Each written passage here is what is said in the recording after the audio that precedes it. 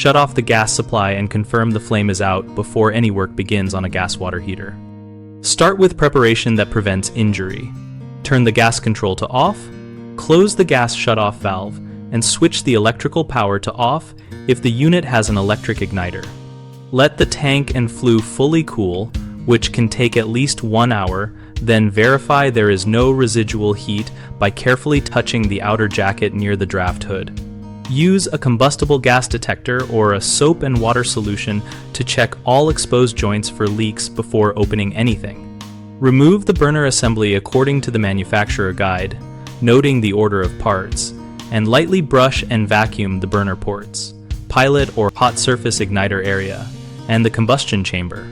Inspect the thermocouple or flame sensor for soot or corrosion, clean it with fine steel wool, and replace it if the tip is pitted or the wire insulation is brittle. Now, the common mistakes. People rush and test with a lighter for leaks, which is dangerous. Instead, use a gas detector or brush on a soap solution and watch for bubbles. Many skip draft and ventilation checks.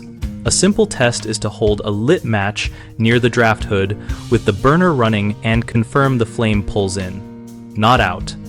And if it spills, clear obstructions and improve makeup air.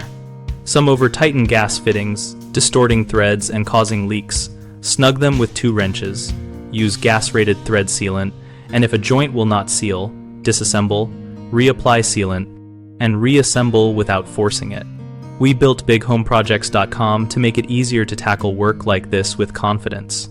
Homeowners can browse and contact local contractors, and contractors can showcase their skills and find jobs, all while joining our discussion community where we share practical tips, safety checklists, and real project experiences that help everyone work smarter and safer.